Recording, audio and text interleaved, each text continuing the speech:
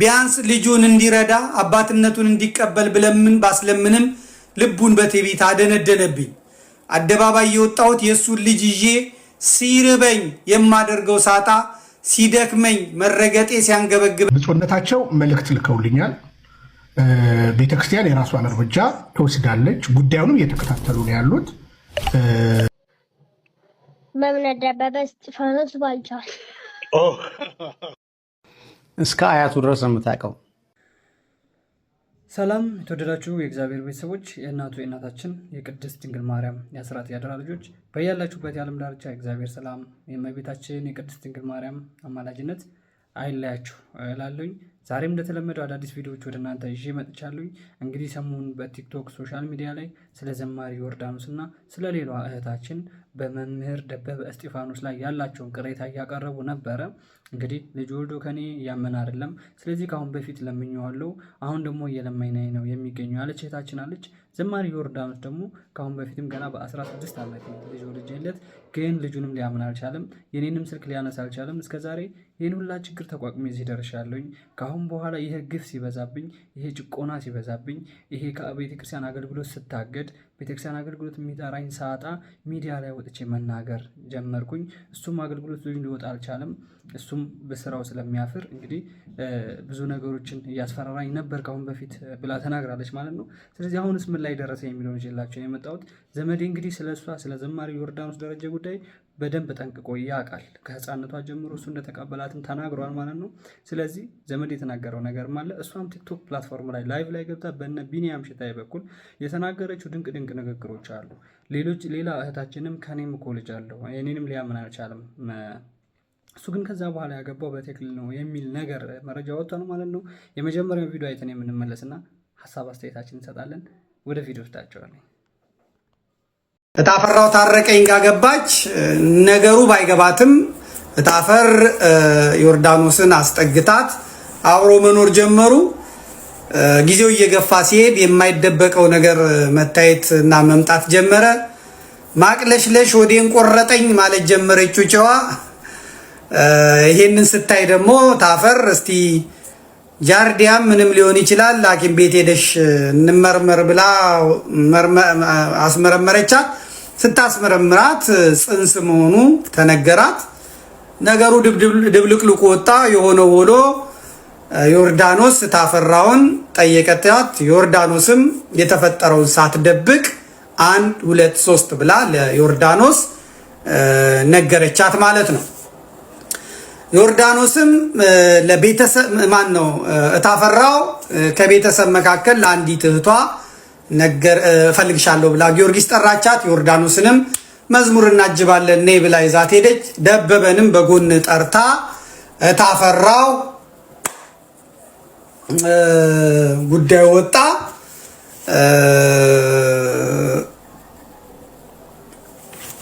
ተነጋገሩ ማለት ነው። ከዛ ደበበ ይቅርታ ጠየቀ እና እረዳለሁ አለ። ቤት ተከራዩ አላቸው። እታፈራው ቤት እንድትፈልግ 4 ኪሎ 6 ኪሎ አካባቢ ቤት እንድትፈልግ፣ ከዛ እሱ ደግሞ ለመርዳት ሆስፒታል ድረስ ሁላ ሄዷል። ዮርዳኖስ ደበበ ብሎ ነው ስሟን ሁላ አጽፎ የነበረው። በኋላ ላይ ግን ማን ምን እንዳለው አይታወቅም። አላቅም እንደውም የማውቀው ነገር የለም ብሎ ካደ። የዮርዳኖስ ህይወት ምስቅልቅሉም ድብልቅልቁም ወጣ ማለት ነው። የሆነው ይሄ ስም ጠቅሻለሁ። ኖረው ነው እኔ የሰማሁት። ይሄን ከሰማሁ በኋላ እሷ በፍርዴ በወጣትና ህፃናት በሴቶችና ህፃናት ጉዳይ በምናም እየዞረች መታ ነው እኔ ጋር ደርሳ ልጁም ከተወለደ ምን ካለ በኋላ ነው እኔ የሰማሁት። እና ነገሩ ቆሞ ከቀረ በኋላ ከደበበ ጋር ተገናኘን ማለት ነው። ደበበ ጋር የተገናኘ ነው ዘማሪት ፋንቱ ወልዴ ጠርታን ነው። ስንጠራም ብዙ ሰዎች ሲናገሩም ሰምቻለሁ። እዛ ቢኒያም ሽታዬን ጋር ሲናገሩ ሰምቻለሁ። ዘመድኩን ሄዶ እነ ዘመድኩን ተሰብስቦ መምህራኖች ፋንቱን ጠይቀዋት ፋንቱ ምናምን ብላ አይደለም፣ እንደሱ አይደለም። በተሐድሶ ጉዳይ የምንነጋገር መስሎኝ ነው እኔ በተጠራውበት ቦታ የሄድኩት ደግሞ እንትን ላይ ነው ማለት ነው የሄድኩት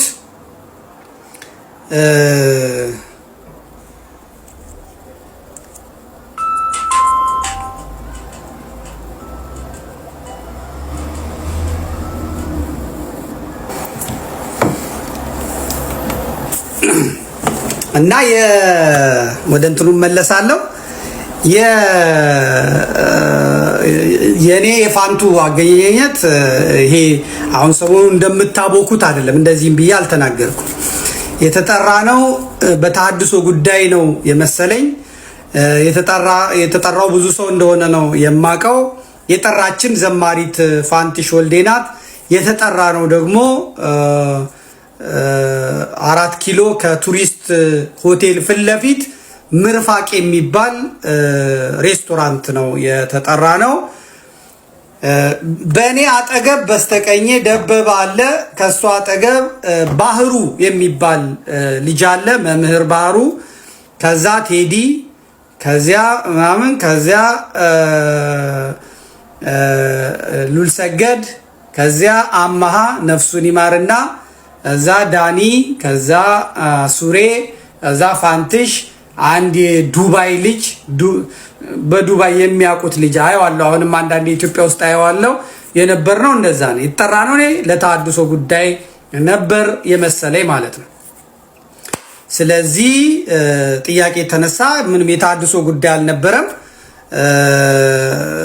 ፋንትሽ ንግግር ጀመረች ወንድማችን ደበበ ያገባል አንዲት እህት ከአሜሪካ ታገባዋለች ስለዚህ ሐሙስ በስርዓተ ተክሊል እሁድ ደግሞ ሰርግ ይኖራል በአዳራሽ እናንተ ወንድሞቹ እንድታጅቡት ነው የመጣሁት ብላ ተናገረች ማለት ነው እኔ ያን ጉዳይ ስለማቅ ዞር ብዬ ማን ነው የምታገባው አልኩኝ ጸጥ አለሱ ወደሷ ዞሬ ዮርዳኖስ ነው የሚያገባው የልጅ አባት ነው እንዴት ነው በስርዓተ ተክሊል እንዴት ነው የሚያገባው ስል ፋንትሽ ቀጥታ ያለች ምንድነው እንዲህ ብሎ ነገር የለም የማንም እንትን ያደረገ ያገልጋዮችን ስም ያጠፋልና እንትን የሚባል ነገር የለም ቃል በቃል የለም ያለችው እኔ ዞር ብዬ ከዚህ ህብረት የለኝም የልጅቷን ህይወት የቀጨነው የልጅቷን ህይወት አበላሽቶ እንዲህ አይነት ነገር የለም እንዲህ አይነት ጭካኔ ደግሞ ልጅ አለሽና እግዚአብሔር በልጅ ይፍረድ እኔ እዚህ ውስጥ ሱታፍ የለኝም ተሳትፎም የለኝም አመሰግናለሁ ብዬ ተነስቼ ወጣው ሄድኩ አለቀ ከዚያ ደበበ ሐሙስ በስርዓተ ተክሊል አገባ እሁድ ድል ባለ ሰርግ አገባ አሜሪካ ቀጥ ብሎ ሄደ እሱ ተሳክቶለት አሜሪካ ሲገባ በዚህም ብትል ምንም አይነት አድማጭ ያጣችው ዘማሪት ጻኒ ዮርዳኖስ ደግሞ እንዳያችኋት አንዴ ጴንጤም አንዴም ተሐድሶ አንዴም ምን እብድ ሆነች ብዙ ጊዜ ቤተክርስቲያኒቷን ነው መበቀል ይፈልጉት መምህራኑ ነው መበቀል ይፈልጉት የሚያብዱት ማለት አበደች ከምትሆንበት እነዛ ደግሞ ተንከባክበው ተቀበሏት መኪና ገዝተው ሰጧት ለበቃ ስልጠና በደንብ ፐርፌክት መናፍቅ ፐርፌክት ፓስተር ለመሆን ወደ አዋሳ ወደ ደቡብ ወደ ወላይታ መከድ አለበት እዛ ነው የመንፈስ ሙላት ያለውና የነሱ እዛ ወሰዷት እጅ ጭና እስከ ማስለፍለፍ ደረሰች ደግሞ እነ መጋቤ ሐዲስ እነ መጋቤ ብሉ አይመረ አሸብር ሌሎቹም ያው ተከትለው ተልተለው ወጡ ብቻዬን አይደለም የሚል ስሜት ተሰማት በዘመነ ተሐድሶ ያንን ሁሉ ትግል ሳደርግ ከዚያ ሁሉ መንጋጋር ስጣላ እነዛ ላይ አፌን ስከፍት ተሳስቼ ዮርዳኖስ ላይ ጽፌ አላቅም ዮርዳኖስ ለምን እንደገባች አቃል ሃይማኖቷን ትወዳለች ቤተክርስቲያኗን ትወዳለች የደረሰባትን ግፍ አውቃለሁ ምናልባትም ዮርዳኖስ ባትሄድ ኖሮ ዘማሪት ፍቅርተ የምትባለው ነበረች የምትሄደው ዘማሪ ፍቅርታውን ተሐድሶ ናት ምን ሆና ምን አይታ ታድሶ እንደሆነች አላውቅ። በዛች እጣ ነው እቺኛዋ የገባችው ማለት ነው። ዛሬ ይሄንን ነው መነጋገር ያለብን። ዛሬ ይሄንን ነው ማውራት ያለብን። የኢትዮጵያ ኦርቶዶክስ ተዋሕዶ ቤተክርስቲያን ንጽሕት ናት፣ ቅድስት ናት። በአስተምህሯ ላይ፣ በቀኖኗ ላይ፣ በስርዓቷ ላይ፣ በዶክትሪኗ ላይ እንከን የሚባል የላትም። ጥንቅቅ ያለች ስንዱ እመቤት ናት። ነገር ግን የቤተ ክርስቲያኒቷ ሰዎች ነን የምንል እኛ ሳይገባን እንደተገባው ሆነን በአውደ ምሕረቱ ላይ የምንቆም እኛ በምንሰራው ስራ በምናጠፋው ጥፋት ያላዘዘች ያልመከረች እንዲህ አይነት ጥፋት ስሩ ያላለች ቅድስት ቤተ ክርስቲያን ስትሰደብ ትኖራለች ማለት ነው። ዛሬ በቤተ ክርስቲያን አጠገብ ሆኖ በቤተ ክርስቲያን ሳይድ ሆኖ ዛሬ ምዕመናንን በተለያየ መልክ ከቤተ ክርስቲያናቸው እንዲወጡ ሃይማኖታቸውን እንዲቀይሩ ቤተ ክርስቲያን ምርር ብሏቸው እንዲወጡ የሚያደርጉ ከጳጳሳት ጀምሮ ከቆሞሳት ጀምሮ ከካህናት ጀምሮ ከመምህራን ጀምሮ ከዘማሪያን ጀምሮ ከዲያቆናት ጀምሮ ከሰበካ ጉባኤ አባላት ሳይቀር ከሰንበት ትምህርት ቤት አመራር አካላት ሳይቀር የከፋ ነገር የሚያደርጉ አካላት አሉ። ብዙዎችን አበሳጭተው የሚሄዱ ማለት ነው። ዛሬ የሚመዝገብልኝ ብዙ ጊዜ ተናግሬዋለሁ። አሁን እንደ ዘማሪ ዘርፌ የሚያሳዝነኝ የለም። ዘማሪት ዘርፌን በህይወቴ በአይን ያየኋት አንድ ማስታውሰው ለጅማ ለታረዱት በበሻሻ ለታረዱት በስብሰባ ማዕከል የተዘጋጀ ጉባኤ ላይ እምባን አልሰፍርም የሚለውን መዝሙር እኔ መድረኩን መራ የነበርኩ ሁለቴ ዘምሪልኝ ለኔ አንደኛውን ለኔ ዘምሪልኝ ስላት አስታውሳለሁ። የኔ ጩጬ ደህና ነሽ? ደህና ነኝ አባቴ፣ እንዴት ነህ? ሰላም ነህ ወይ? እግዚአብሔር ይመስገን። አንቺ ብርቱ ሰው ነሽ። ያንን ሁላ መከራ አልፈሻል። ያንን ሁላ ስቃይ አልፈሻል። ደግሞ ማህበረሰባችንን ታውቂዋለሽ። የኛ ህዝብ በተለይ ብዙዎቹ በየቤታቸው አፍነው የተቀመጡት በየቤታቸው በስቃይ ነው ያሉት። ያንን ህግ ጥሰሽ ነው አደባባይ ላይ የወጣሽው። ይሄ ነገር ከመጣ በኋላ ያው እኔ ስናገረው ኖር ያለው የሰማኝ የለም፣ ስሰደብበት ነው የኖርኩት። አንቺ ከመጣሽ በኋላ ግን ማህበራዊ ሚዲያውን ተነቃንቋል። ዛሬም ደግሞ እንዳየሁት ከሆነ ብፁዕ አባታችንም ወጥተዋል። ምንድነው የተሰማሽ? ከማህበረሰቡስ ከህብረተሰቡስ የመገፋት የማቅረብ ምንድነው የደረሰሽ ግብአት? ምንድን የደረሰልሽ ግብረ መልስ ምንድን ነው ያገኘሽው? እስቲ አሁን እዚህ ላለው ህዝብ በመላው ዓለም ለሚያዳምጥሽ ንገሪን እስቲ። እሺ ዘመዴ፣ ሁላችሁንም አመሰግናለሁ። በመጀመሪያ ከምስጋና ልጀምር። ከጎኔ ስለቆማችሁ፣ አብራችሁኝ ስላላችሁ፣ ህመሜ ስለተሰማችሁ፣ እምባዬ ስለታያችሁ፣ ስብራቴ ስለጎዳችሁ እጅግ በጣም ነው የማመሰግነው። እኔ ይህንን ህዝብ የማየው በእርግጥ ዘመዴ መጀመሪያ አንተ ነህ ትልቁን ስራ የሰራኸው አውቃለሁ። ምንም ጥፋት እንኳን ቢኖርብኝ አሳልፈህ እንደማትሰጠኝ አይቻለሁ። ዛሬ አይደለም ድሮም ነው፣ ከድሮም ጀምሮ ነውና የሚገርመኝ ነገር ራሱን ለሰው አሳልፎ ይሰጣል እንዴ ብዬ ገረማለሁ ዘመዴ። ምንም እንኳን ጥፋት ቢኖርብኝ እንኳን ባጠፋ እንኳን በጓዳ ነው የምትቀጣኝ፣ የምትቆጣኝ፣ የምትገስጸኝ፣ አሳልፈ አትሰጠኝም። ስለዚህ እጅግ ከኔ ሳይሆን ምላሹን ከእግዚአብሔር አገኘ ብዬ መርቃለሁ። የኔ አባት፣ የኔ ወንድም፣ ከልጆችህ እኩል ነው። ስታሳድገኝ፣ ስትመክረኝ፣ ስትገሰጸኝ የሚያስፈልገኝን ነገር ስታደርግልኝ አይቻለሁ። ይሄ ቃል ማጣፈጫ አይደለም። ወይ ኢንተርቪው ላይ ስወጣ ወይ ደግሞ እንዲህ ላይቭ ላይ ስገባ ቃላት ማጣፈጫ አይደለም።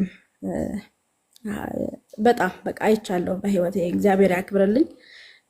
የህዝቡ ምላሽ በጣም ነው የሚገርመኝ። እውነት ለካ ቤተሰብ አለኝ፣ ለካ ወገን አለኝ፣ ለካ ህመም የሚሰማው በቃ አብሮኝ የነበረ ሰው፣ ደሜ ሲፈስ ስሰቃይ ሳምጥ የነበረ ሰው በአይኑ እንዳየ ሰው ነው ሲታገልልኝ የነበረው ህዝበ ክርስቲያኑ። ያ የልጅነት ስብራቴ የተጠገነ ይመስለኛል። ህዝቡ ከኔ ጋር ነው። በህመምሽ አለን፣ አይዞሽ፣ በርቺ። በቃ 95% እኔን ማበረታቻ ነው። ፍትህ ለዮርዳኖስ ነው። አይዞሽ የኔ እናት፣ በቃ ከአንቺ ብዙ ተምረናል፣ አበረቱኝ እና የትላንትና ስብራቴን እንዳላይ እንድረሳው ያደረጉኝ እና እጅግ በጣም ህዝበ ክርስቲያኑ ላመሰግን እፈልጋለሁ። ሙስሊሞች ደውለውልኛል፣ ፕሮቴስታንቶች ደውለውልኛል። ኦርቶዶክሱን ተወው በቃ ቁጥር የለውም እና እጅግ በጣም ምስጋና ላቀርብ እወዳለሁ። በደረሰብኝ ነገር በኢንተርቪው መጥቻለሁ። የደረሰብኝን ሰምታችሁ፣ ህመሜን ሰምታችሁ፣ እንባዬን አይታችሁ አብረንሽ ነን ብላችሁኛል። ደግሞ እግዚአብሔር ለምስጋና ደግሞ ለምስጋና ያብቃኝና እናንተን ደግሞ በአደባባይ ለማመስገን እግዚአብሔር እድሉን ይስጠኝ። ይሄ ኢንተርቪው ከመውጣቱ በፊት ቅዱስ ሚካኤል ቤተክርስቲያን ገባሁኝ፣ መካኒሳ ቅዱስ ሚካኤል ገባሁኝና ቅዱስ ሚካኤል የኔ ኩዮች አልፈውኝ ሄደዋል። እንደ ኩዮቼ መሆን አልቻልኩኝም። ምክንያቱም ህመሜን ታውቀዋለህ ቅዱስ ሚካኤል፣ በእኔ እንደማትጨክን አውቃለሁ። ግን ለእኔ ያለህ ይሄ ነው ወይ? ይሄ ነው ለእኔ ያለህ ብዬ አልቅሼበት ነበር። ቅዱስ ሚካኤል በአደባባይ አሳየኝ። በቃ እምባዬን ስብራቴን እንዲጠገንልኝ በአደባባይ ፍረድልኝ አንተ ቅዱስ ሚካኤል ብዬ ነው የወጣሁት። አላሳፈረኝም። የኔ ያሳደገኝ ሚካኤል አላሳፈረኝም። ከጠበቅኩት በላይ ሆኖን ያገኘሁት ምላሹን እና በጣም በጣም በቃ ከምነግራችሁ በላይ ደስተኛ ነኝ። በጣም ሁላችሁም አመጣችሁ እንደወለዳችሁ ነው ያየሁት በዚህ ሰሞን እና አመሰግናለሁ። ከሌላ ስለሆናችሁኝ፣ ድጋፍ ስለሆናችሁኝ፣ መበርቻ ስለሆናችሁኝ በጣም ነው የማመሰግነው። ብዙ አባታችንንም አመሰግናለሁ በጣም ምክንያቱም የተጻፈላቸው ደብዳቤ የጻፍኩላቸውን ደብዳቤ አይተው እንግዲህ ይመስለኛል በሴት ልጅ የሚጨክን አንጀት ማንም የለውም እና ያንን አይተው ህመሜን አይተው ስለውት በልቦናቸው አስበውት ነው ይሄንን ምላሽ የሰጡልኝ እና እጅግ በጣም ነው የማመሰግናቸው። እግዚአብሔር ደግሞ መጨረሻውን ያሳምርልኝ። አሜን። ካይኔ ደርቆ እንግዲህ ዳግም ለማመስገን ያብቃኝ ነው የምንለው። አሜን። አድማጭ ተመልካቾቻችን የምትሰጡትን ጊፍት ዛሬ የምትሰጡትን ጊፍት በሙሉ ለዮርዲ አድርጉልኝ። እስካሁን ለእኔ የሰጣችሁትንም የዛሬውን አይቼ ለዮርዲ ልክላታለሁ። ሰሞኑንም እንዲሁ ለምኜ ትንሽዬ የውሃ መጠጫ ብዬ ልክ ያለው እንዳይርባት እንዳይከፋት። አሁን ደግሞ እና አንበሽብሿት ዮርዲ መጨረሻ ላይ ስንት እንደሚሰጠኝ ቲክቶክ ነግርሽና ያንንም ለአንቺ እሰጥሻለሁ። የሚመጣ ነገር ለአንቺ ይጠቅምሻል፣ ለልጅሽም ይጠቅመዋል። እና ዛሬ ያሉት የኔ የምላቸው ሰዎች በቃ እያዘረፉ እያዘነቡት ነው በእውነት። እና እንደነገርኳችሁ ናት፣ ለእኔ ልጄ ናት። ስቱዲዮ እያሰራኋት ቅልልቦሽ የምትጫወት ከዛ ቀስቅሰን ኧረ በእናትሽ አንዴ ተቀረጭ ብለን አቁሜ እንደገና ክራር ገብቶ መሰንቆ ገብቶ ምን ዘብቶ ዘምራ ተመስጣ እንደገና ወደ ጨዋታ የምትሄድ ህፃን ቤተሰቦች እንግዲህ የመጀመሪያው ቪዲዮ ይሄን ይመስላል ማለት ነው። እንግዲህ ዘመዴ ከህፃነቷ ጀምሮ ዘማሪ ዮርዳኖስ ደረጀ እንዳሳደጋት እና ወደ አገልግሎቱ መስመር ወደ ቅድስት ቤተክርስቲያን ገብታ እንድታገለግል ያደረጋት እሱ እንደሆነ አብዛኞቻችን እናውቃለን ማለት ነው። ይህ በአሁኑ ሰዓት እንግዲህ እዚህ ደረጃ ደርሳም እሱ ከሀገር ውጭ በአሜሪካ ሀገር ሆኖ ስለ እሷ የሚቆረቆር እሷ የኔ ልጅ ነች፣ እሷ የኔ ህፃን ነው የምላት እያለ አሁንም ቢሆን የሚደግፋት ወንድማችን ነው ማለት ነው። ስለዚህ ይሄ ነገር እውነቱ እየወጣ ነው ማለት ነው። እሷ እንግዲህ ያለቀሰችው ከንቱ ወይም የውሸት አይደለም። ሚዲያ ላይ ወጥታ አልቅሳለች። ገና በ16 ዓመቴ ወደ የት ነው የሚባል ሀገር ሄጄ ደፍሮኝ ነው ልጅ የወለድኩትኝ። ስለዚህ ከዛም በኋላም እንኳን አገልግሎት ሊጦሩኝ አልቻሉም። ከቅድስት ቤተክርስቲያን የወጣሁበት ምክንያትም በዚህ ምክንያት ነው። ከቅድስት ቤተክርስቲያን ውጭ ፕሮቴስታንቱ ዓለም ውስጥ ወይም ተሐድሶ ዓለም ውስጥ ገብቼ ሳገለግል እንኳን ማንም ያስታወሰኝ የለም። ለምን ወጣሽ ምናምን ያለኝ የለም። ተመልሼ ስመጣ ራሱ ለምን መጣች አይነት ስሜት ነው ያላቸው። ስለዚህ እውነታው ይህ ነው እያለች ተናግራ ነበረ። እንግዲህ በቀሲስ ደበበ እስጢፋኖስ ላይ የተለያዩ መረጃዎች እየወጡ ነው። የእሷ ብቻ አይደለም። ቀጣይ ቪዲዮ የምታዩት ነው የሚሆነው። ሌላ እህታችን አለች ልጅ ወልዶ ምናምን እሷ ልጅቷ ራሱ የምትናገርበት አጋጣሚ አለ። እሱን ማሳያችሁ ነው የሚሆነው ማለት ነው። ስለዚህ ቅድስት ቤተክርስቲያን ይህን አስተምሮ ታስተምራለች ወይ? ቅድስት ቤተክርስቲያን ውስጥ ይሄ ህግና ስርዓት አለ ወይ? ለምንድነው የምናውቅ ቄሶች፣ የምታውቁ ቄሶች ቅድስት ቤተክርስቲያን ውስጥ ገብታችሁ መቅደስ ውስጥ ረግጣችሁ የምታገለግሉ ቄሶች ዶግማና ቀኖናን የማታስከብሩ ትውፊት አላት፣ ዶግማ አላት፣ ቀኖና አላት ቅድስት ቤተክርስቲያን። ስለዚህ እናንተ ማታስከብሩ ከሆነ እናንተ ማትከበሩ ከሆነ ማን ሊያስከብራት ነው ቅድስት ቤተክርስቲያን? በኋላ ላይ የሆነ ነገር ሲመጣ የሆነ ነቀፋ ሲመጣባችሁ ለምን ተነቀፍን? እሷ እንግዲህ ከአገልግሎት ከቅድስት ቤተክርስቲያን አገልግሎት የተነፈገችው ወይንም እንዳታገለግል የማትጠራው በዚህ ጉዳይ ስለተደረሰባት ነው አይደለም? ይሄ ነገር ተደረገ፣ በቃ ይቺ ልጅ ወሬኛ ነው የምትሆነው። ስለዚህ ለምንድን ነው የምታገለግለው? አንጠራትም አይነት ነገር እንደዛ መሆን የለም። አገልግሎት በዚህ ልክ አይደለም የሚለካው።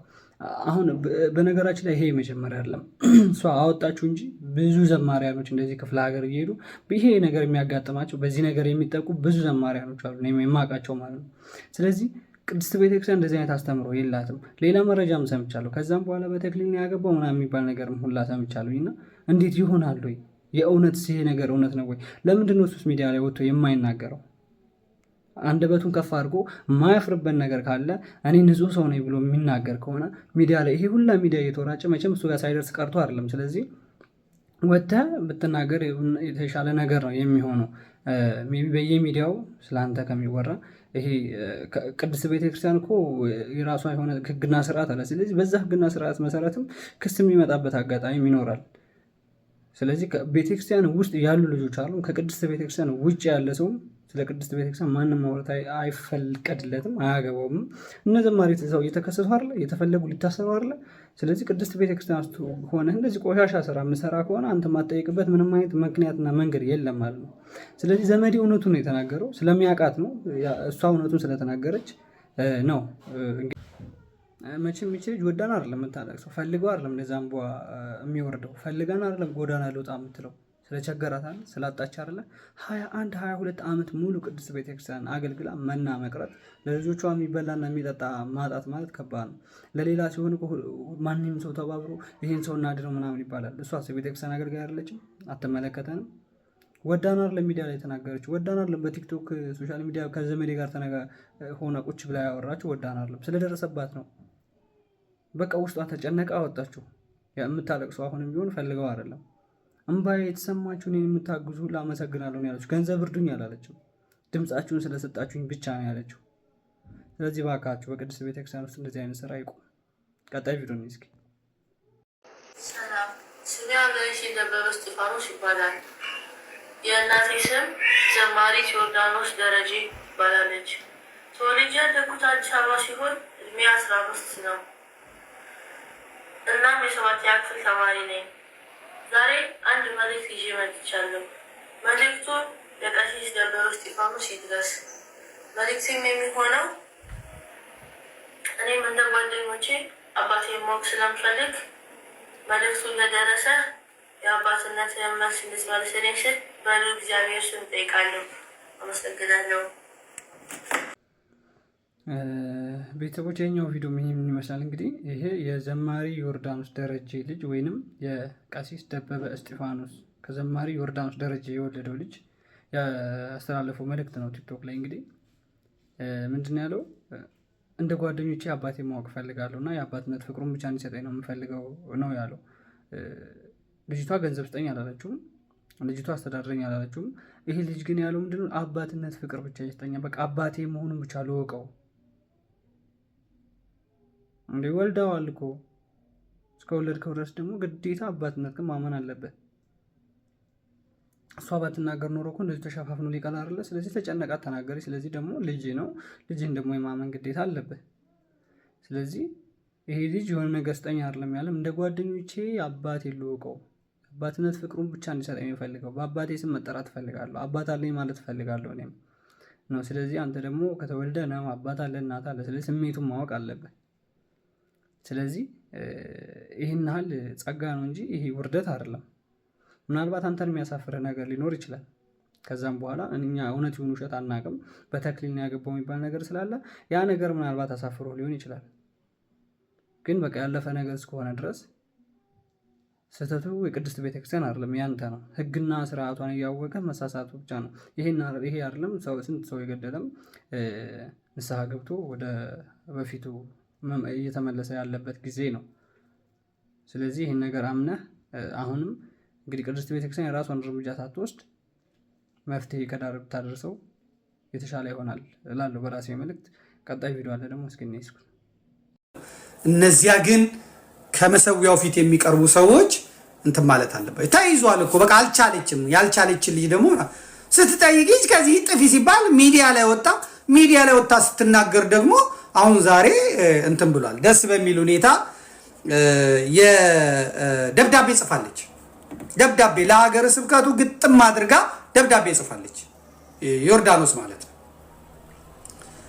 ሰኔ ቀን ጠቅሳ 2019 አመልካች ዘማሪት ዮርዳኖስ ደረጀ ለዋሽንግተንና ዲሲ አካባቢው ሀገረ ስብከት ሊቀ ጳጳስ፣ ለቅዱስ ሲኖዶስ አባል ለብፁዕ አቡነ ፋኑኤል ብፁዕ አባታችን በቅድሚያ አባታዊ ቡራኬው ይድረሰኝ ዘንድ በትህትና እየለመንኩ የልጅነት የከበረ ሰላምታይን በትህትና ላቀርብ እወዳለሁ።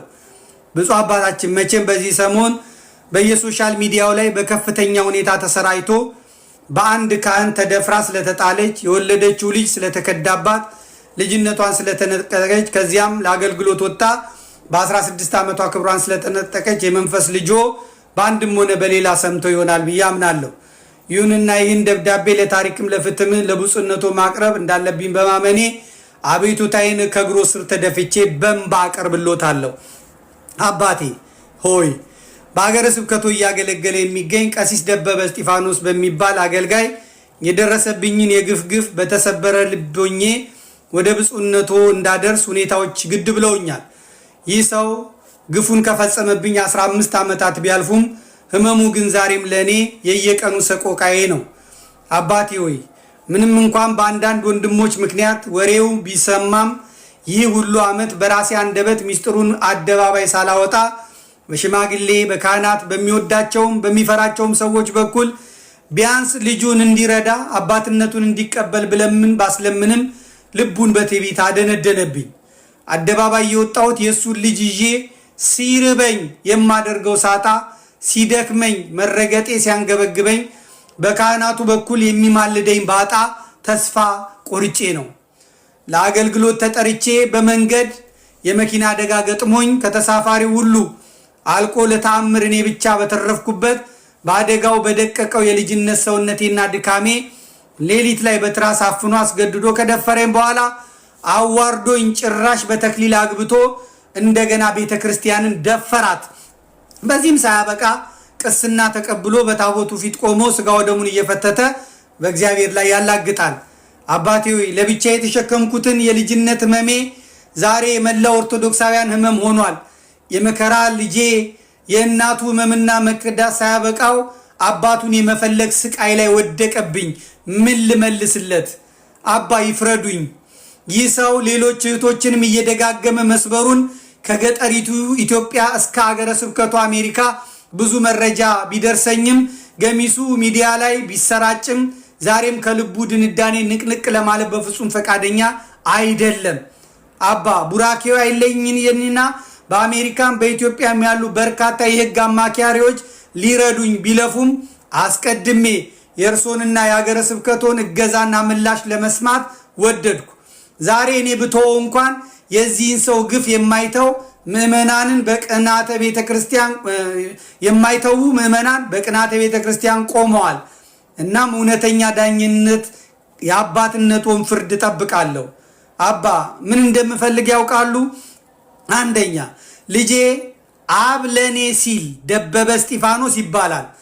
የትምህርት ቤት ስሙም ደሙም ታሪኩም ላይ ተለጥፏል። ጎበዝ ተማሪው የመከራ ልጄ አባቴን አምጪ ብሎኛል። አባትነቱን አምኖ የነበረ ቢሆንም መሃል ላይ ክዷልና ክህደቱን ያንሳልኝ። ሁለተኛ አላምንም ካለ የዲኤንኤ ለመስጠት ዝግጁ ነኝና ከሕግ በፊት በብፁዕነቶ ምክር ይሁን ተግሳጽ ለምርመራው ፈቃደኛ እንዲሆንልኝ ይታዘዝልኝ። ሶስተኛ የተደፈረችውን ቤተክርስቲያን ያዋረደው ክብረ ክህነት በቀኖና ቤተክርስቲያን መሰረት ፍርድ ይስጡልኝ። አራተኛ ደፍሮኝም ልጅ ወልጄለት ጥሎኝም በምሬት ከሃይማኖት እስከወጣ ገፍቶኝም ቆሎ እስከ መሸጥ ደርሼ ለ15 ዓመታት የተሰቃየሁት ያሸከመኝ ዕዳ ወደ ብፁዕነቶ ርኅራኄ ትድረስልኝ። አምስተኛ ሰዎችን ቀጥሮ በተለያየ መንገድ እያስፈራራኝና እየዛተብኝ በመሆኑም ምንም አይነት አደጋ ቢደርስብኝ ከሱ ውጪ ማንም ሰው ጠላት እንደሌለኝ ብፁዕነቶ ቤተ ክርስቲያንም የሕግ አካላትም እንድታውቁልኝ እወዳለሁ። በድጋሚ ቡራኬው ትድረሰኝ። ዘማሪት ዮርዳኖስ ደረጀ አዲስ አበባ ኢትዮጵያ ብላ ለብፁዕነታቸው ደብዳቤ ጽፋለች። ለብፁዕ አቡነ ፋኑኤል ማለት ነው ጽፋለች።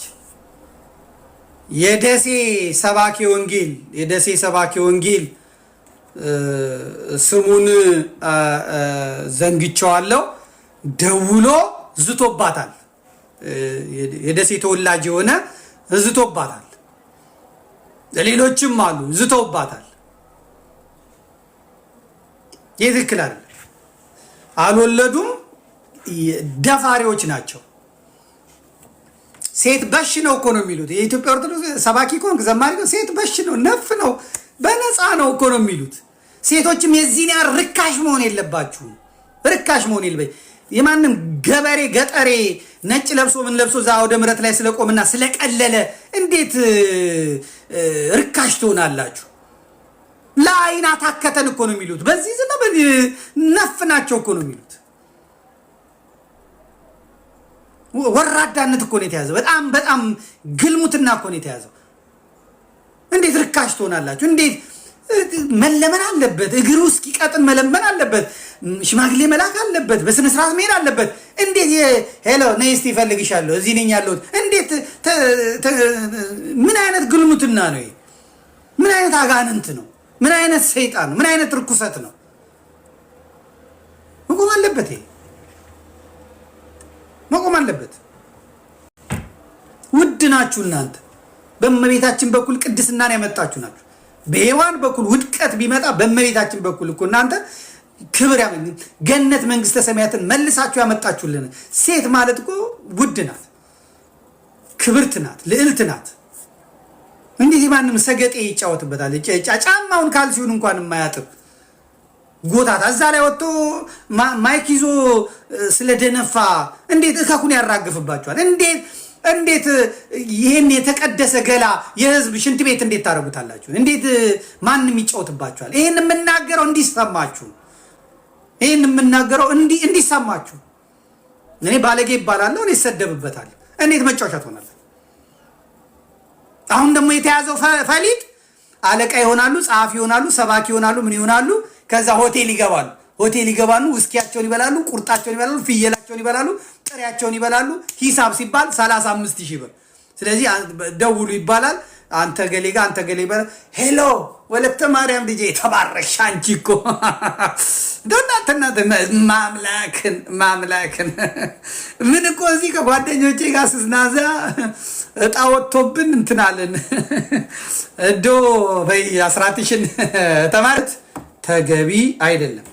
ቤተ ክርስቲያኒቷም ዛሬ ምላሽ ሰጥታለች። ፈጣን ምላሽ። እኔ በዘመኔ አይቻል አቅም ሊቀ ጳጳሱ ብፁዕ አቡነ ፋኑኤል ምላሽ ሰጥተዋል። ፈጣን ምላሽ ነው የሰጡት። በኢትዮጵያ ኦርቶዶክስ ተዋሕዶ ቤተክርስቲያን የዋሽንግተን ዲሲ እና አካባቢ ሀገረ ስብከት ጽሕፈት ቤት ቀን ሰኔ 20 2017 ዓ.ም ቁጥር አለ ደብዳቤ። ጉዳዩ ለመልአከ ጽዮን ቀሲስ ደበበ እስጢፋኖስ የደብረ ቁስቋም ቅድስት ማርያም ቤተክርስቲያን አስተዳዳሪ አሌክሳንደሪያ ቨርጂኒያ ይላል፣ ማህተም አለው። ጉዳዩ በማህበራዊ ሚዲያ እርስዎን በተመለከተ ስለቀረበው ክብረ ክህነትን የሚመለከት ጉዳይን ይመለከታል። ከላይ በርዕሱ እንደተገለጸው በተለያዩ ማህበራዊ ሚዲያዎች ላይ እርስዎን በቀጥታ የሚመለከት ክብረ ክህነቱን የሚያጎድፍ ድርጊት ፈጽመዋል በሚል የቀረበ ዘገባ ህዝበ ክርስቲያኑን ያስቆጣና በስፋትም እያነጋገረ ያለ ጉዳይ መሆኑን ለሀገረ ስብከቱ ከሚመጡ መልእክቶች ተረድተናል። ምንም እንኳን ተበድለናል ብለው በሚዲያ የወጡት አካላት ሚዲያ ከመውጣታቸው በፊት ለሀገረ ስብከታችን በጽሁፍ ያቀረቡት አቤቱታ ባይኖርም በማህበራዊ ሚዲያ የቀረበው የተበዳይና ያን ተከትሎ ከምዕመናኑ ለሀገረ ስብከቱ በስልክም ሆነ በማህበራዊ ሚዲያ የቀረበውን አስተያየት ማክበርና ቀኖና ቤተክርስቲያንን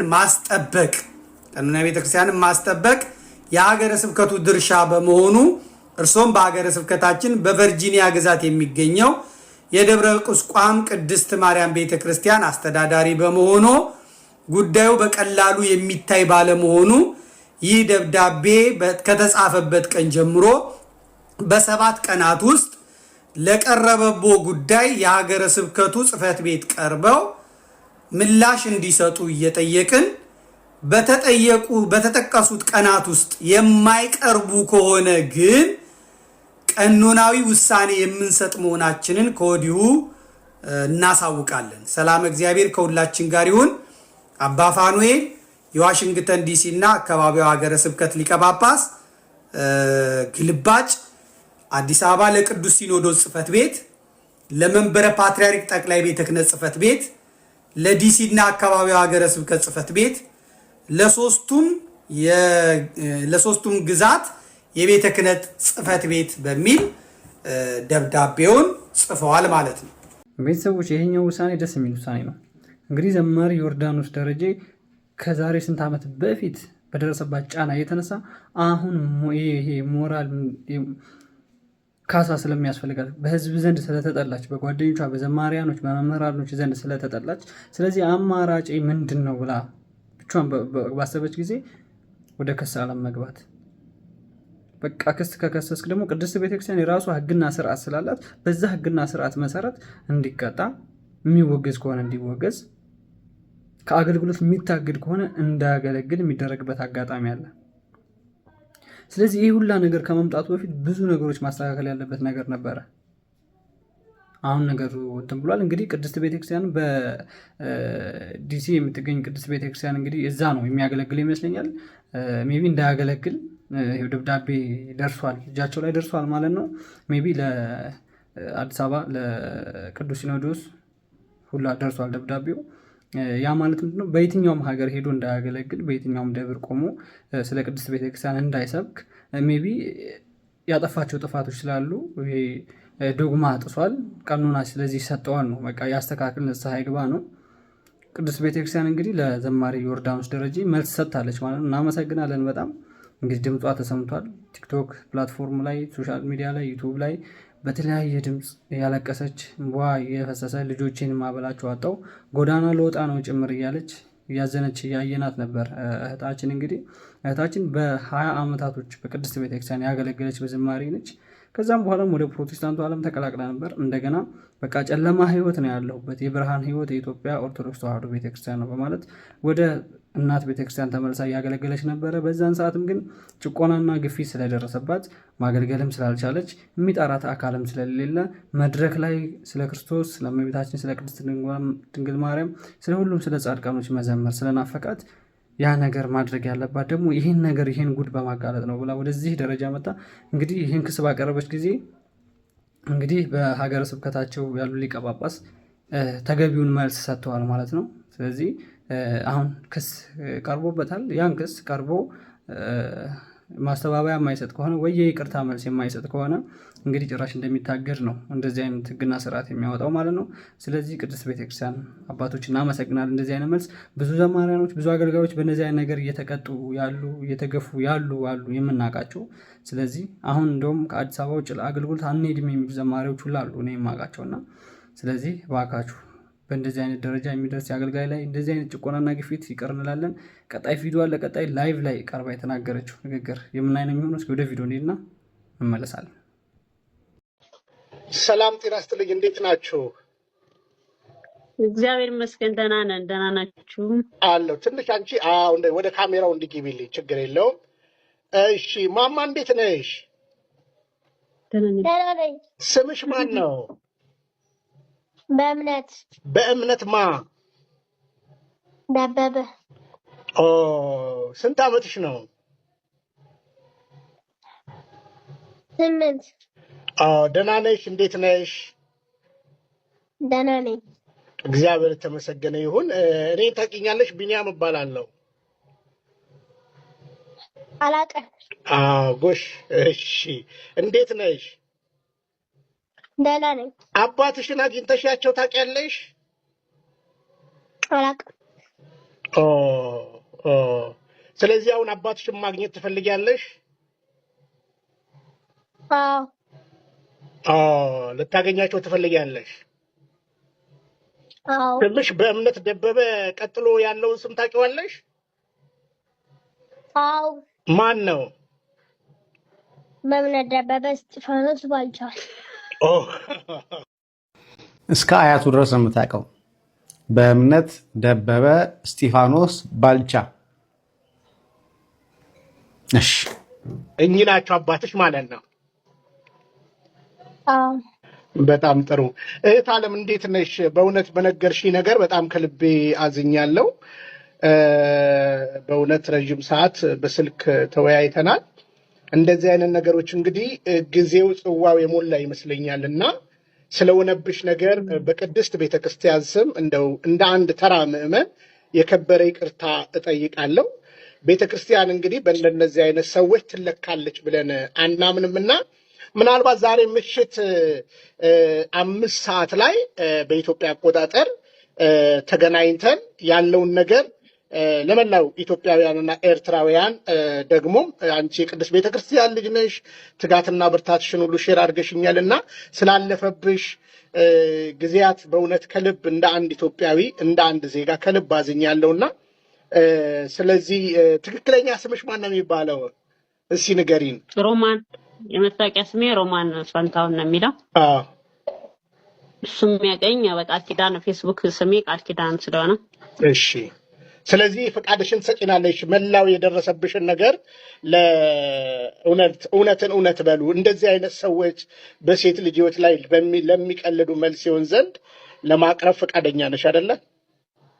በትክክል ምንም ችግር የለውም።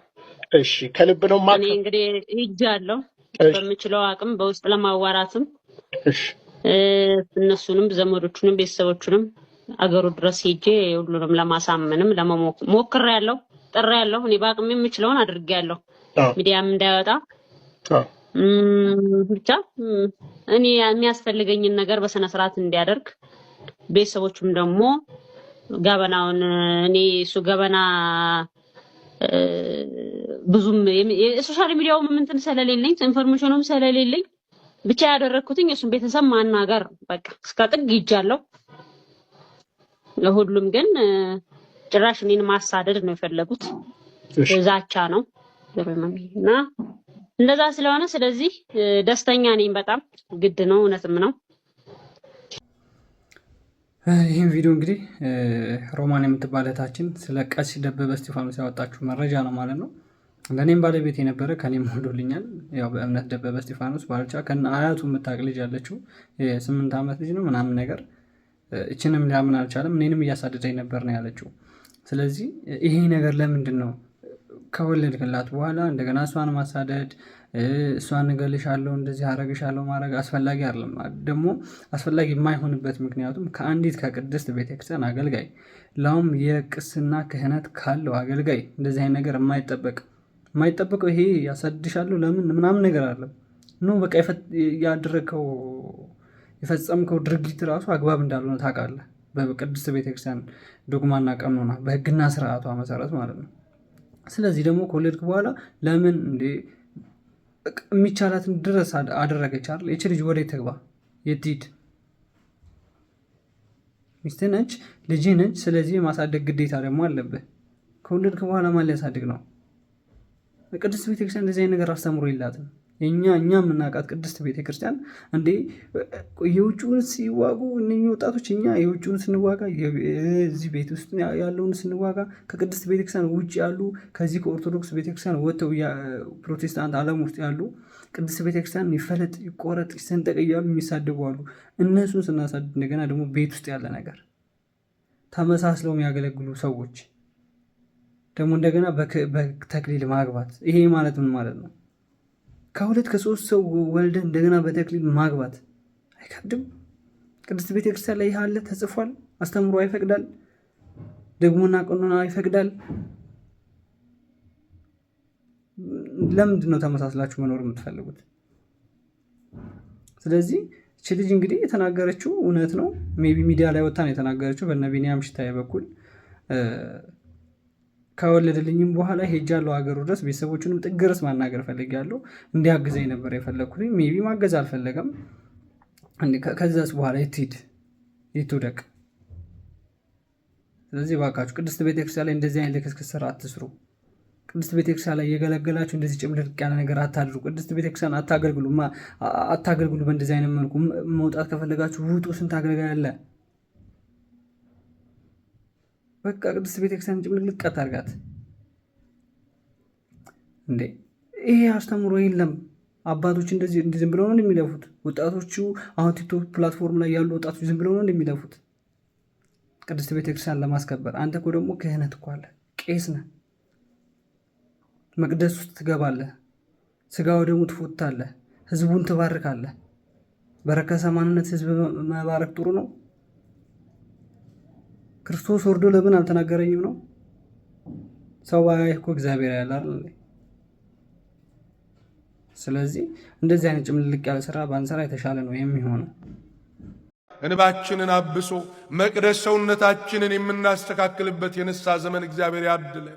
አዝነናል። ዛሬ እንደ ሕዝቅያስ ሐዘናችንን ተመልክቶ መቅደስ ሰውነታችንን አስተካክለን በእግዚአብሔር የቃል ኪዳን ታቦት ፊት ቆመን ደጅ ጠንተን ለሥጋው ወደሙ ለደጅ ሰላሙ እንድንበቃ እግዚአብሔር ይርዳን። ወገኖቼ ሕዝቅያስ በጣም እጅግ አድርጎ ወደ እግዚአብሔር ጸልዮ ነበረ። ዛሬ በአራቱም ማዕዘናት ቤተ ክርስቲያን ትጸልያለች፣ ክርስቲያኖች ይጸልያሉ። የሕዝቅያስን ጸሎትና ልመና እግዚአብሔር ሰምቷል። የእኛንም ልመና፣ የእኛንም ጮት፣ የእኛንም ለቅሶ ሰምቶ ምሕረት እንዲያደርግልን የአምላካችን እግዚአብሔር ፈቃዱ ይሆንልን። አለቀሰ፣ አነባ፣ ወደ እግዚአብሔር አመለከተ። ሕዝቅያስም እጅግ አድርጎ አለቀሰ።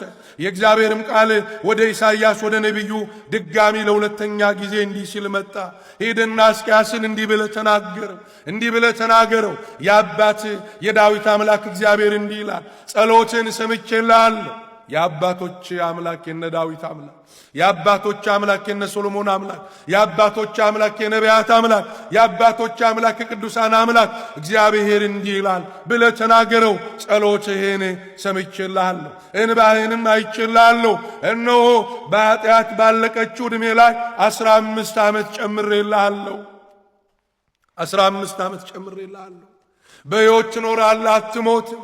ይቺን ከተማም ካሁን በኋላ በቀረልህ እኔ በጨመርኩልህ ዘመን በፍቅር ታገለግላታለህ፣ በሰላም ትነግስባታለህ፣ ሕዝቡንም በሰላም ታስተዳድራለህ።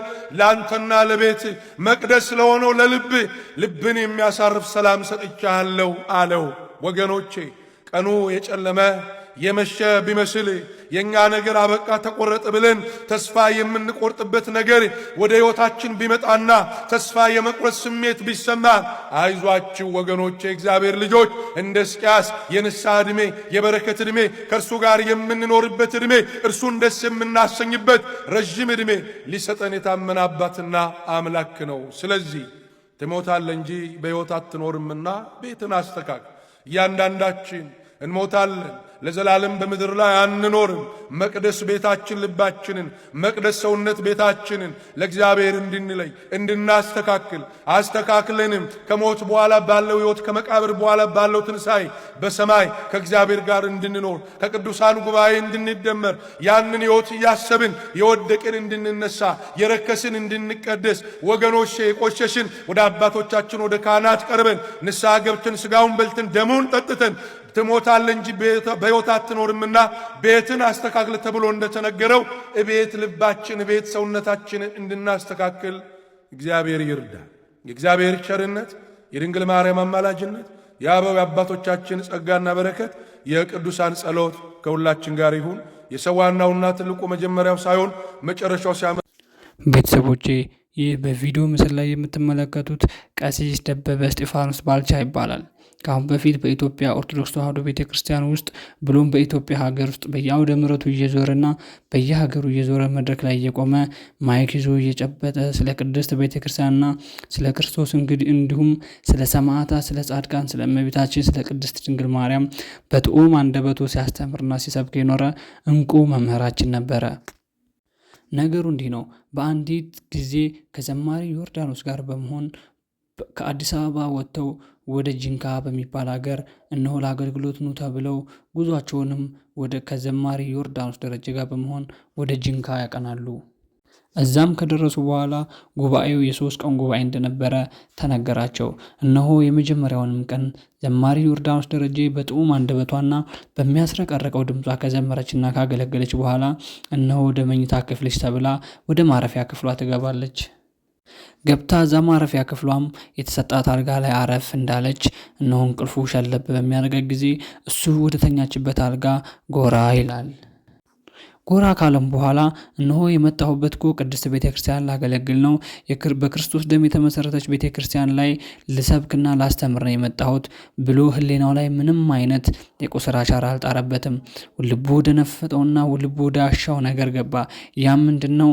ዘማሪ ዮርዳኖስ ደረጀ በውበቷም ቆንጆ ስለሆነች ያለችበት የእድሜ ሁኔታም ጨቅላ ስለሆነ እሷን ወደ መድፈሩ አቀና። ከደፈራትም በኋላ የዘላለም የቁስል አሻራ በልብ ላይ እንደሚጥልባት አወቀች። እሷም ያቅሟን ታግላ ነበረ። ነገር ግን አልሆነልኝም ብላ በተለያዩ ሶሻል ሚዲያዎች ላይ መናገሯን አላቆመችም። ነገሩ እንዲህ ነው። ነገሩ የወጣው አሁን በቅርብ ጊዜ ወራቶች ባልሞላ ጊዜ ውስጥ እሷ ከኢትዮጵያ ኦርቶዶክስ ተዋሕዶ ቤተክርስቲያን ወጥታ በፕሮቴስታንት ዓለም ውስጥ ተቀላቅላ እየዘመረችና እያገለገለች ነበረ። ያለችበት ደረጃ ትክክለኛ ስላልሆነ ያለችበት ቅድስት ቤተክርስቲያንም ትክክል የጨለማ ዓለም ስለሆነ እውነተኛ ብርሃን የሚገኘው ኢትዮጵያ ኦርቶዶክስ ተዋሕዶ ቤተክርስቲያን ነው። ስለዚህ ወደ እናት ቅድስት ቤተክርስቲያን መመለስ አለብኝ ብላ በተመለሰችበት ጊዜም ወደ አገልግሎቱ ማቅናት ግን አልቻለችም። የሚጠራትም ሰው አጣች። ስለዚህ የሶስት ልጆች እናት ስለሆነች ልጆቿን የምትመግብበት ምንም አይነት ሳንቲም እጇ ላይም ስለሌለ ሚዲያ ላይ ወጥታ ይህን ነገር መናገር ፈለገች። እኔ ከኢትዮጵያ ኦርቶዶክስ ተዋሕዶ ቤተክርስቲያን የወጣሁት እንደዚህ ሆኜ ተደፍሬ ነው። ከዛን ጊዜ የወጣሁበት ጊዜ ልቤ ላይ ትልቅ የቁስል አሻራ ጫነብኝ። መሸማቀቅ መጣ። ስለዚህ ከቅድስት ቤተክርስቲያን ወጥቼ እዛ ማገልገል ይሻለኛል ብዬ ነው የወጣሁበት ምክንያትም ይሄ ነው። እየተሳደድኩኝ እገልሻለሁ እያሉ እያስፈራሩኝ በሄድኩበት ሁላ ማሳደድ ጀመሩ። ግን እኔ እግዚአብሔር ስለሚጠብቀኝ አንዳችም ነገር አልነካኝም። በመሆኑም ከዛ ከጨለማ ህይወት እንደገና ተመልሼ ቅድስት ቤተክርስቲያን አገለግላለሁ ብዬ ጓጉቼ ተመልሼ ነበረ። የተመለስኩበትም በቅድስት ቤተክርስቲያን ስርዓትና ደንብ መሰረት ነው። በመሆኑም ከተመለስኩ በኋላ ግን ምንም አይነት አገልግሎት ልጠራ አልቻልኩም።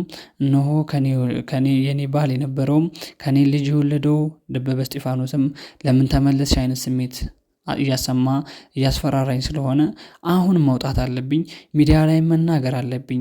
ይሄ እምባዬ የሚፈሰው እምባዬ እንደዚህ የሚያለቅሰው ውስጤ ላይ ያለው የቁስል አሻራ ነው። እናንተ ላትረዱ ትችላላችሁ፣ እኔ ግን ስሜቴ ተጎድቷል። ሳልፈልግ ቅድስት ቤተክርስቲያን ማገልገል አለብኝ ብዬ ገና በጨቅላዬ ነበር የጀመርኩት። ነገር ግን ህይወቴ ባጭሩ ተቀጨብኝ። ስለዚህ አሁን ሚዲያ ላይ የወጣሁት ለልጆቼ የምመግባቸው የለኝም፣ ቤት ኪራይ የምከፍለው የለኝም፣ 3 ልጆቹን ይዤ ጎዳና ለውጣ ነው። ስለዚህ እባካችሁ እኔ አግዙኝ፣ ገንዘብ ስጡኝ አይደለም፣ ወደ አገልግሎት ብቻ መልሱኝ፣ ሚስጥሩም ይህ ነው ብላ ስለ ቀሲስ ደበበ እስጢፋኖስ ጉድ አውጥታ እነሆ በቲክቶክ ሶሻል ሚዲያ እና በዩቲዩቦች ላይ ስለ ቀሲስ ደበበ እስጢፋኖስ ነገሮቹ እየተዛወሩ ነው። እነሆ ቅድስት ቤተክርስቲያንም ይሄንን መጥፎ ስራ ሰምታ ቅድስት ቤተክርስቲያን በቀሲስ ደበበ እስጢፋኖስ ላይም ክስ መስርታለች። እነሆ ካሁን በኋላ በዚህ ቀን ክሱ የማይቀርብ ከሆነ ወይንም ሰውየው እዛ ቦታ ላይ የማይገኝ ከሆነ ከቅድስት ቤተክርስቲያን አገልግሎት ከማንኛውም ደብር እንደሚታገድና በቤተክርስቲያን ሕግና ስርዓት መሰረት ቅጣቱን እንደሚያገኝ ቅድስት ቤተክርስቲያን አስታውቃለች። እነሆ ከቅድስት ቤተክርስቲያን ላይ እንደዚህ አይነት ሰዎችን እናውግዝ፣ እናስወጣ የመድህን ሚዲያ መልእክት ነው። ዲያቆን ደበበ እስጢፋኖስ ሐሙስ ስርዓተ ተክሊሉ ነው፣ እሁድ ደግሞ ሰርጉ ነው። ስለዚህ እናጅብለታል። ሚስት ያመጣችው እሷ ናት። እህታችን ዘማሪት ፋንቱ ናት ከአሜሪካ ሚስት መርጣ ያመጣችለት። ከዛ ሁሉም መቼ ነው ምናምን ሲሉ እኔ ጥያቄ አለኝ አልኩኝ። ማንን ነው የሚያገባው አልኩኝ። አይ ከአሜሪካ ነው የመጣችለት እና እሷን ነው የሚያገባው። እሱም ቁጭ ብሎ ራሱ ደበባ ሐሜት አለ እንዴ አንተ ያስወለድካትንስ ዮርዳኖስን የት አድርገህ ነው? ደግሞ ካህን ነህ፣ ዲያቆን ነህ፣ ክህነት ልትይዝ ነው እና ዝሙት አይሆንብህም ወይ? ይሄ ማፍረስ አያመጣብህም ወይ? አንቺስ ይህን እያወቅሽ ስላ ማንም ሴት እዛ እየወጣ ቀሚሱን እየገፈፈ እንትን ባወራው ከሱ ብሳ አንቺሽ በጣም ለዘመናት ተቀይሚያት የነበረውን ነው የምነግራቸው። ከሱ ብሶ ይሄንን አለች። እኔ ብድግ ብዬ ምን አልኩኝ? በዚህ ህብረት አልተባበርም፣ በዚህም ውስጥ የለውበትም። ልጅቷ እንዳትከስህ አድርጌያለሁ። ምክንያቱም አንተ ፍርድ ቤት ስትሄድ ቤተክርስቲያኒቷ ናት የምትሰደበው እና እዛ የሚሰማው መናፍቁ እዛ የሚሰማው ምኑ በሙሉ ቤተክርስቲያን ላይ ነው። እግዚአብሔር ለአንተም የእጅህን ይስጥህ። አንቺም ደግሞ ፋንቱ ወልደሽ አግኚው፣ በልጆችሽ አግኚው። ህፃን ናት ልጅቷ፣ ግፍ ነው የተፈጸመባት። ዘማሪ ዮርዳኖስ ደረጀም ቲክቶክ ፕላትፎርም ላይ በነ መምህር ቢኒያም ሽታዬ በኩል ቀርባ እንዲህ ሲል ተናግራለች። ቢኒያም ሽታዬ ከአሁን በፊት አንድ ሴት ልጅ ደውላልሽ በህግ እንጠይቀው ከኔም እኮ ሌላ ሴት ልጅ ወልዷል ብላሽ ነበረ ወይ ብሎ ሲደውላት፣ አዎ ደውላልኝ ነበረ ግን በህግ እንጠይቀው አላለችኝም። ከሷም ልጅ እንደወለደ ሰማሁኝ። የዛን ጊዜ ለእኔ አዲሴ ነው ሲል ተናግራለች። ስለዚህ ይህ መምህር ወይንም ይህ ቄስ ከአንድም ከሁለትም ከሶስትም ሴቶች እንደወለደና ልጃቸውንም እየከዳ እንደሚያሳድዳቸው እነሆ እንደዚህ አይነት መረጃ እየወጣባት ይገኛል። በመሆኑም ዘመዴ እንደዚህ ብሏል። ዘማሪ ዮርዳኖስ ደረጀ የኔ አደራ ነች። ከህፃንነቷ ጀምሮ እኔ ነኝ የተቀበልኳት። ለመጀመሪያ ጊዜም ቅልብልቦሽ የምትጫወት ህፃን ነበረች። መዝሙሯንም እንድትሰራ ያረኳት እኔ ነኝ። የመጀመሪያ መዝሙሯን ስትሰራ እንደውም በጣም አስቸግራን ነበረ። የድምፅና የሌላ ችግር የለባትም። ያለባት ችግር ግን ህፃንነትና ልጅነት ስለሆነ ነው ብለው ተናግሯል። በመጀመሪያ ጊዜ የመጀመሪያውን ዝማሬ ሲሰራ በጣም አስቸግራን ነበረ። ሀሳቧ ያለው ልቧ ያለው ጨዋታው ጋር ነው እያለ እነሆ ተናግሯል ዘመዴ። ስለዚህ አሁን የሶስት ልጆች እናት ስትሆን ከጎኗ ማንም የሚያግዛትና የሚረዳ ሰው ስለሌለ እባካችሁ እንድረስላት። ይችን የቅድስት ቤተክርስቲያን እንቁ አገልጋይ ድምፃዊ ልጅ እባካችሁ ወደ ጥሩ ህይወቷን መልስ እያሉ እነሆ በቲክቶክ ሶሻል ሚዲያ የተለያዩ ማህበራዊ ገጾች ላይ እና የተለያዩ ሚዲያዎች ላይ እየቀረበች እነሆ ብሶቷን እየተናገረች ትገኛለች። ዘማሪ ዮርዳኖስ ደረጀ አሁን የ30 ምናምን ዓመት ወጣት ስትሆን በአሁን ሰዓትም 3 ልጆች ወልዳ ከጎዳና ልወጣ ነው፣ ባካችሁ አግዙኝ፣ ባካችሁ ወደ አገልግሎት መልሱኝ እያለች ጥሪዋን ታስተላልፋለች። የእውነት የምላችሁ ቅድስት ቤተክርስቲያን እንደዚህ አይነት አስተምሮ የላትም። ቅድስት ቤተክርስቲያን አንድ ሰው ይድፈር ከዛም በተክሊል ያግባ የሚል በፍጹም ምንም አይነት ቃል አታስተምርም። ቅድስት ቤተክርስቲያን ህግና ስርዓት የሚጥስ በቤተክርስቲያን ህግና ስርዓት መንገድ የሚከሰስና የሚቀጣ መወገዝም ካለበት የሚወገዝ እንደሆነ የቅድስት ቤተክርስቲያን ህግና ስርዓት ነው የሚያስታውሰው። ስለዚህ ቀሲስ ደበበ እስጢፋኖስ የማይከሰስበት፣ የማይቀጣበት፣ የማይወገዝበት ምክንያት የለውም። ምክንያቱስ ምንድን ነው ብለን በጠየቅን ጊዜ ቀሲስ ደበበ እስጢፋኖስ አሁን የሚኖረው ከሀገር ውጭ ስለሆነ ከሀገር ውጭ ኖሮ የሚያገለግልበት ቅድስት ማርያም ቤተክርስቲያን ነው። ስለዚህ ቅድስት ቤተክርስቲያን ሊቀ ጳጳስና እዛ ያሉ አስተዳዳሪ በቀረበባቸው ክስ መሰረት ወረቀቱ እንኳን እጃችን ላይ አልገባም። ቲክቶክ ሶሻል ሚዲያ ላይ በዛ ስላየነው ብቻ እነሆ እኛ የራሳችንን ክስ መስርተናል። ቅድስት ቤተክርስቲያን ላይም እንዳያገለግል አዘናል። እናም ግልባጭ ወረቀት በኢትዮጵያ ለሚገኝ ቅዱስ ሲኖዶስ ልከናል ማለት ነው። ስለዚህ በየትኛውም ደብር ሄዶ እንዳያገለግልና ስለ ቅድስት ቤተክርስቲያን መመስከር እንዳይችል ቀኖናውን ካላስተካከለ ወደ ንስሐ ካልተመለሰ የኢትዮጵያ ኦርቶዶክስ ተዋሕዶ ቤተክርስቲያን ሕግና ስርዓት ከእሱ አቅም ስለጣሰ ለጊዜው የቅስና ክህነቱ እንዲነሳ ብለው ክሳቸውን ቅድስት ቤተክርስቲያን አቅርባለች ማለት ነው። ስለዚህ የዘማሪ ዮርዳኖስ ደረጀ ድምፅ ተሰምቷል ማለት ነው። ክህነቶትን አስቀምጠው በቃ አርፈው ቁጭ በሉ እንደ አንድ ንጹህ ታናሽ ወንድም ነግሮት ማለት ነው። በቃ አላደረጉም ካሉ ደግሞ ዴኔን ምን ችግር አለ? በነገራችን ላይ እሷ ኢትዮጵያ ሆና ልጇን ወደ ኤምባሲ ትወስዳለች። አሜሪካ ኤምባሲ እርሷ ምናምን በአጭር ደቂቃ በአጭር ሳምንት አንድ ሳምንት ምናምን ጠዋት ተደርጎ ይለይሎታል። በቃ አለቀ። ዘመድ ካሉት ኢትዮጵያ እህቶና ወንድም የእናት ያባል ልጅ ካለ ጠዋ ይደረጋል። ምን ችግር አለ? ከዛ በላይ ግን አድርገውታል። ይኸው እየተነገሩለት ነው። ምን ነው? ስለዚህ የወለዱትን ልጅ መካድ ደግሞ ነውር ነው፣ ማስራብም ነውር ነው። ስለዚህ እንግዲህ ከእርሶም ቼክ ማድረግ እንፈልጋለን ብዙ ነገር። አሁንም እንግዲህ እንደሰማችሁት ነው፣ ተነጋግረናል። ሌላም ጥያቄ ያለው ሰው ካለ በፍቅር በሰላማዊ ነገር መጠየቅ ይቻላል። ሌላ በተረፈ እኔ የማውቀው ነገር የለም እንዳልኳችሁ ከጋብቻ በፊት ያለውን ግን እንደ ሰው ማለት ነው፣ እንደ ክርስቲያን ሳይሆን እንደ ሰው እንደዚህ አይነት ነገሮች ስለሚያሙ ያው እንደነገርኳችሁ አንድ ሰው ራሱን ነው መወከል የሚችለው። ያን ሰው እኔ መወከል አልችልም። እኔ ላይ ያለውን ነገር ነው መናገር ፈልገው እና ከባድ ነገር ስለሆነ ማለት ነው። አሁንም ራሴንም በእንደዚህ ደረጃ እንትን ያደረግኩት የኔን ስም ክሊር ለማድረግ ሳይሆን እግዚአብሔር ስለሚያውቀው ማለት ነው። ግን እንዲህ አይነት ነገር በማንም ሰው ላይ እንዲደርስ ከባድ ነው ማለት በእግዚአብሔር ዘንድ የሚያስጠይቃል። በዚህ የተነሳ ነው ዮርዲን በሚያስፈልገው ነገር ከተቻለ ያው እንደተባለው ሌሎችም አባቶች መኩሪዬም እንዳለው ሌሎችም አባቶች እንትን ብለው ሶሉሽን እንዲኖረው ፈልጋለሁ። ስለዚህ ሌላው እንደተባለው ደግሞ ሁላችንም የምንችለውን ነገር መርዳት ያለብን ነገር ቅድም ግን ዮርዲ አንድ ነገር ተናግራለች እና ይሄ ግድ የልጄን አባት ማወቅ ፈልጋል ልጄ ማወቅ ይፈልጋል ስላለች ይህን ግድ ማድረግ ያው የሁላችንም መመርደበ የሁላችን ወንድምም አባትም ነው።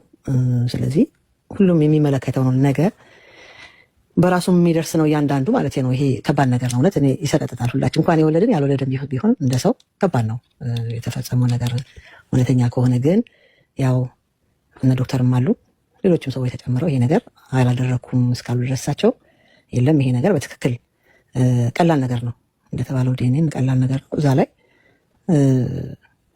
የራሳቸውን ነገር አድርገው እነ ዶክተር እንግዲህ በሙያው ሌሎች ሰዎችም ተጨምሩበት ራሳቸውን ነፃ ያወጡ እና እኔን በተመለከተ ግን አንድና አንድ ነው። የወርዲም ቅድም ተናግረዋለች። እኔ ከጋብቻ በፊት ምንም ማውቀው ነገር የለም እንደዚህ አይነት ነገር እንዳለ። ምክንያቱም ምን የምኖረው አሜሪካ ነገር ነው። ግን ጠይቄያለሁ፣ በወቅቱ ጠይቄያለሁ። በፍጹም እንደዚህ አይነት ነገር አላደረኩም ካለ አንድ ሰው ይሄ የዛ ሰው ነው እዳ በደል የሚሆነው ማለት ነው። እኔ ልሸፍን አልችልም፣ ምክንያቱም እግዚአብሔር ስለሚያይ ማለት ነው። ስለ ሰው መሸፈን ሳይሆን በእግዚአብሔር ዘንድ ደግሞ እንጠይቅ። እኔ ለሰው ብዬ አይደለም በነገራችን ላይ የሆኑ ሰዎች እንደው ሳይሆን እኔ እግዚአብሔር ይፈርድብኛል ብዬ ስለማስብ ነው። እንዳንድ ኦርቶዶክሳዊ እንዳንድ አገልጋይ ለሰው ክሊር መሆን አለበት እና ምንም እዚህ እኔን ብዙ ሰው ድር ያለሁ አሜሪካን የሚሆን ኢትዮጵያ ውስጥ በጣም ብዙ ሰው ያውቃል። ጋብቻ ለብዙ ሰው ደስ ይለኛል። በትክክለኛ ወንድሞች በዚህ መንገድ እንዲሄዱ ነገም ልሰራበት የምፈልገው ትዳር ላይ ልጆች ላይ ነው እና በትክክለኛ ከብዙ ወንድሞች ጋር ሌሎች እህቶች ጋር በጣም በዚህ የታወኩ ነኝ። እንዲህ ወንድሞችን በመዳር ኢትዮጵያ እያለሁ ከልጅነት ጀምሮ ጥሩ ህይወት ያላቸው ጥሩ ትዳር ያላቸው ብዙ ወንድሞች እህቶች አሉና ከዛ አኳያ ነው እንግዲህ ይሄ የተደረገው። ስለዚህ እኔን የሚመለከት አይደለም፣ የሚመለከተው ባለ ጉዳዩን ነው። አልነበርኩም በቦታው። ዮርዲም ታውቃለች። አንድ ቀንም አገልግሎት እኔ አላውቅም። አንደኛ እነሱ በመጡበት ሰዓት እኔ አሜሪካ ነገር ነኝ ያለሁት። ከዮርዲም ጋር አንድ ቀን በአገልግሎት ተገናኝተን አናውቅም። አንድ ቀን ነው ከእሷ ጋር ተገናኝተን እንግዲህ ያወራ ነው ማለት ነውና በዚህ በማንኛውም ሰዓት ለመጠየቅ ያጠፋሁትም ነገር ካለ ይቅርታ ለመጠየቅ በደንብ ዝግጁ ነኝ ማለት ነው። ሁልጊዜ አቦ አቦ መባሉ ወደ እንደ ራስን እንትን ማድረጉ ብዙም ጥሩ አይሆንም። እንዲህ ነገሮች ጥሩ ናቸው። ገጭ የሚል ነገር ጥሩ ነው። ስናደርግ ብቻ ነው የሚፈረድብን እንጂ በማናውቀው ነገር እግዚአብሔር አይፈርድም። ግን ይሄ ለምን ሆነ ብዬ አላንኮራኩርም። ግን ምክንያቴ ክሊር አድርጌ እዚህም የመጣሁት ከዶክተርም ጋር ስናወራ በቃ የኔን መናገር አለብኝ። ምንም የሚያስፈራ ነገር የለም። ምንም አላውቅም። እኔ በሁለቱ አብረው ይሁኑ ይገናኙ የድፈራት ምናምን እኔ አላውቅም ሲጀመር ማለት ነውና አልነበርኩም በቦታው። ለእሷም ነግሬያታለሁ፣ እሱንም ቁጭ አድርጌ ነግሬያለሁ። የለም በፍጹም ብሎ አንድ ሰው ከማለ ያ ነገር እኔን አይመለከተኝም ነው ባጭሩ። ያ ሰው የበደለው ሰው ግን አላደረኩም ካለ ቀላሉ ነገር በጣም ትንሽ ነገር ነው የተጠየቀው። የሆነ በሆነ ትንሽ ነገር ስላችሁ በፀጉር ብቻ እነ ዶክተር ያውቃሉ። በሆነ መንገድ ራሱን ነፃ ማውጣት አለበት እና ኃጢአትን መሸፈን የዛ ኃጢአት ተባባሪ መሆን ነው፣ ድካም ካለ ማለት ነው። እና ወዳጅነት ሌላ ጉዳይ ነው። ይሄ ደግሞ በጣም ከባድ ነገር ነው፣ በሴቶች ላይ የሚደርስ በጣም ከባድ ነገር ነው። እኔም የሴት ልጆች እናት ነኝ። ባልሆንም እንደ ሰው ከእንደዚህ አይነት ሰዎች ጋር መቆም ግዴታዬ ነው እና ለዚህ ነው የመጣሁት። ሌላም በእኔ ምክንያት ቅር ያላችሁ ቅር የተሰኛችሁ ሰዎች ካላችሁ በጣም ይቅርታ ጠይቃለሁ። ሌላ ማቀው ነገር የለኝም። እንግዲህ አሉ የተባለውን አሉ አትስሙ። ምክንያቱም በሁለት ወገን መስማቱ ጥሩ ነው። እዛ ጋር ብዙ ነገር ሲባል ቅድም ከአባታችን ጋር ስናወራ ነበረ። እኔ እዚህ አይመለከተኝ ያደረገው ሰው እያለፍ አንቱ ጋር እዚህ ጋር ለምን መጣች እያወቀች አላውቅም። ከጋብቻ በፊት እንደዚህ እንዳለ አላውቅም። ያው ዮርዲም የነገረችኝ ከወለደች ከዓመት ምናምን በኋላ ነው ዮርዲን የሚያገኘት። በሰዓቱ ጠይቄያለሁ በፍጹም በሚል ነው እንግዲህ ይሄ ነው ያለው ነገር። ይሄንን የምናገረው ነገም ብናገር ከነገ ወዲያም ብናገር በራሴ ጉዳይ ላይ ማለት ነው። ይቅርታ ጠይቃለሁ። ምንም የማፍርበትም ነገር የለኝም። ለዛ ነው ማለት ነው። እንግዲህ ሌላ ጥያቄ ያላችሁ ሌላ ታሪክ ሌላ ነገር ለማምጣት የምትፈልጉ ሰዎች ነው በራሳችሁ መንገድ የምትሄዱ ያው የራሳችሁ ፋንታ ነው። በእኔ በኩል ግን እህቴን ዮርዲን በተቻለኝ የልጆች እናት ነኝ። በተቻለኝ እግዚአብሔር እንደረዳኝ መጠን ለመርዳት አብሬያት ለመሆን ፈቃደኛ ነኝ። እንግዲህ ከተቻለ ዶክተር ሌሎችም በሕክምና ያሉ ወንድሞች ገብተው ነገሮችን ቢያስተካክሉ ደስ ይለኛል ለማለት ነው። ያው ምክርዬም አለ ሌሎችም አባቶች ሰብሰብ አድርጎ ይሄ ነገር ትክክል አይደለም። ምክንያቱም በእኛ በደካሞች ምክንያት ቤተክርስቲያን መነሳት የለባትም። በጣም ብዙ ከ80 ሚሊዮን በላይ ክርስቲያን ኦርቶዶክስ አማኝ ባለባት በተወሰኑ ሰዎች በእኛ ድካም ስማ መጠራት የለበትም። ይሄን እናምናለሁና ጥያቄም ካላችሁ ወደፊቱም ያልተመለሰላችሁም ካለ ለመመለስ ዝግጁ ነኝ። አመሰግናለሁ። እግዚአብሔር ይስጥልኝ። አባቶቼ ይፍቱኝ። ቤተሰቦች የዛሬው ቪዲዮ ይሄን ይመስላል። እንግዲህ በነዘማሪ ዮርዳኖስ ጉዳይና እንዲሁም በዮርዳኖስ ላይ በደረሰው ጥቃት በሌላ ልጅ ላይ የደረሰው ጥቃት ከአንድም 2-3 ልጆች ላይ እንደዚህ አይነት ጥቃት ደርሷል ማለት ነው። እንግዲህ በዘማሪ ዮርዳኖስ ደረጀ እና በቀሲስ ደበበ እስጢፋኖስ መካከል ያለው ጉዳይ ይህን ይመስላል። ዘማሪ እህታችን ፋንቱ ወልዴም እንደዚህ አይነት ነገር ተናግራለች ማለት ነው።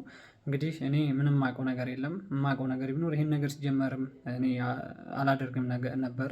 ዞሮ ያለፈው ነገር ስላለፈ ስለዚህ አሁን ዘማሪ ዮርዳኖስ ደረጀና ልጆቿን እናገዝ የሚል መልእክት አስተላልፋለች ማለት ነው። ሁላችንም ለማገዝ ወደኋላ የምንልበት አጋጣሚ የለም።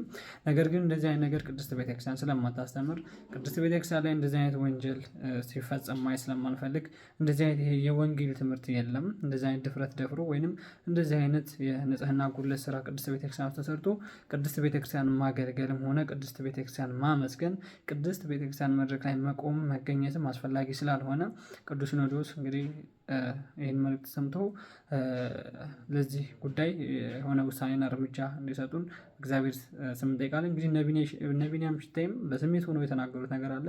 ክህነታቸውን አውርደው ይቀመጡ፣ እንደ ማንኛውም ምዕመን ይሁኑ ያሉት ነገር አለ።